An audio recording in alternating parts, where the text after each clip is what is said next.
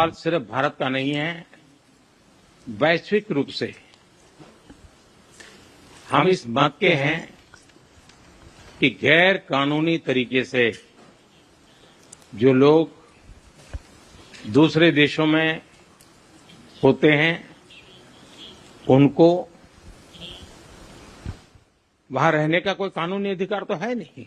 हमने हमेशा कहा है कि जो वेरीफाइड होगा, कि जो सच्चे अर्थ में भारत का ही नागरिक होगा, वो अगर अमेरिका में गैर कानूनी तरीके से रहता है तो उसको वापस लेने के लिए भारत तैयार है। ह्यूमन ट्रैफिकिंग में जुड़े हुए पूरे इकोसिस्टम पर हमने वार करना चाहिए। अमेरिका और भारत मिल करके हमारी कोशिश है और हमारी कोशिश रहनी चाहिए। Prime Minister, the US is giving a lot of push to curb illegal immigration, and India has been cooperating on this issue.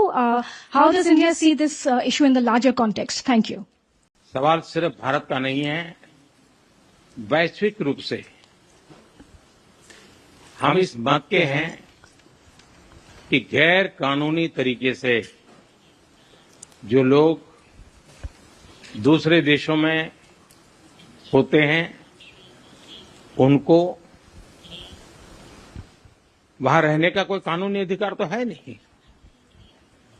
जहां तक भारत और अमेरिका का सवाल है, हमने हमेशा कहा है कि जो वेरीफाइड होगा, कि जो सच्चे अर्थ में भारत का ही नागरिक होगा, वो अगर अमेरिका में गैर कानूनी तरीके से रहता है तो उसको वापस लेने के लिए भारत तैयार है।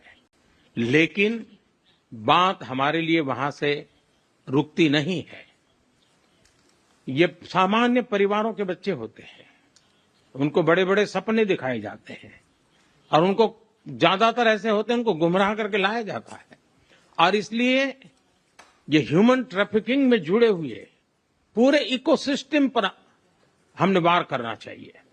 और अमेरिका और भारत मिल करके हमारी कोशिश है और हमारी कोशिश रहनी चाहिए कि इस प्रकार की पूरी इकोसिस्टम को हमें जड़ मूल से नष्ट करना चाहिए, ताकि ह्यूमन ट्रैफिकिंग बंद हो और गरीब लोगों को जो अपनी धन दौलत बेच करके ऐसे बड़े बड़े सपने दिखा करके उनको अंधेरे में रख करके ले जाया जाए, उनके साथ भी अन्याय है। और इसलिए हमारी बड़ी लड़ाई उस पूरे इकोसिस्टम के खिलाफ है और मुझे विश्वास है कि राष्ट्रपति ट्रंप भी इस इकोसिस्टम को खत्म करने में भारत का पूरा सहयोग करेंगे।